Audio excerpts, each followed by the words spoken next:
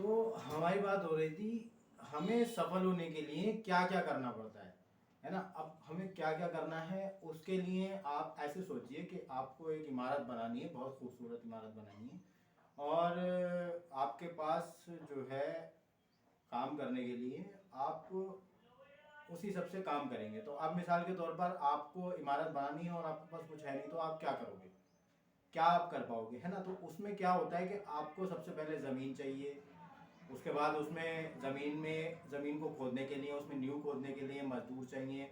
मजदूरों के साथ साथ आपको ईंट चाहिए, रेत चाहिए, बजरपुर चाहिए, गिट्टी चाहिए। आपको उसमें तरह तरह की फिनिशिंग करने के लिए, जब इमारत धीरे धीरे बढ़ेगी, बड़ी होगी, फिर उसमें फिटिंग के लिए लाइट चाहिए, उसके लिए इलेक्ट्रीशियन चाहिए। तो आपको ये सारी चीज़ें अपने अंदर पैदा करनी पड़ेंगी।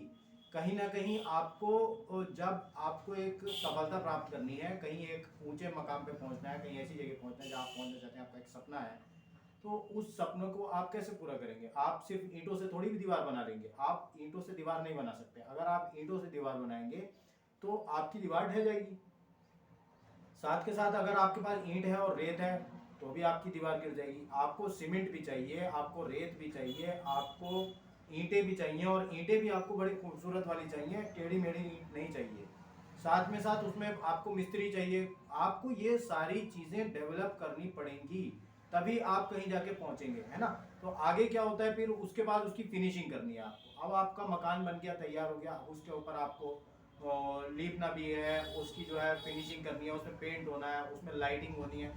तो आपको ये चीज़ें जितनी अच्छी से अच्छी करेंगे आप, जब आप उसको अच्छी से अच्छी बनाने की कोशिश करेंगे और ज़्यादा अच्छे लेवल पे लेके जाएंगे, और ज़्यादा अच्छे लेवल पे लेके जाएंगे, तब जाके आपकी सफलता कहीं एक ऐसे मकाम पे पहुंचेगी। फिर उसके बाद क्या होता है, आपकी इमारत बन गई। अब उसमें इमारत में कोई ना कोई आपको रहने के लिए चाहिए। तो आपको रहने का मतलब ये है, कोई रहेगा उसमें, इसका मतलब उस सफलता से आपकी किसी को फायदा हो।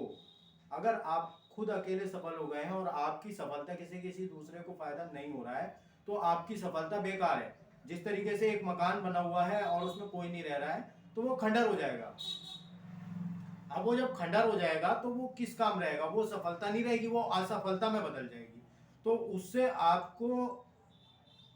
उससे लोगों को, अपने परिवार को, अपने समाज को, जिन जिन लोगों से आप जुड़े हुए हैं, उनको कुछ फायदा होना चाहिए, तभी आपकी सफलता सफलता कहलाएगी। और ये निरंतर बढ़ता रहना चाहिए। आपको लगातार सफलता को पाने के लिए काम करते रहना पड़ेगा। अगर आप ऐसा नहीं करेंगे, मकान में कुछ समय के बाद उसमें पेंट भी होना है, उसमें कोई चीज टूट फूट गई है, उसकी मरम्मत होनी है, तो इसी तरीके से आपकी सफलता है।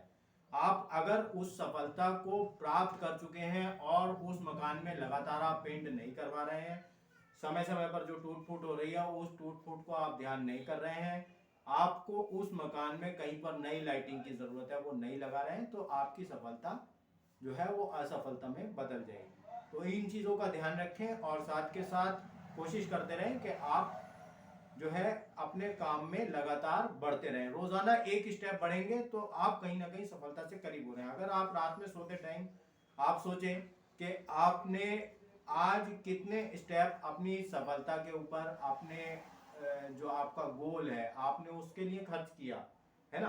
तो आपने उसको खर्च किया और आप उसके नजदीक पहुंचे, तभी आपका वो दिन सफल हुआ है। अदरवाइज वो दिन आपका व्यर्थ हो गया है। आपको नए दिन से फिर से नई शुरुआत करनी होगी।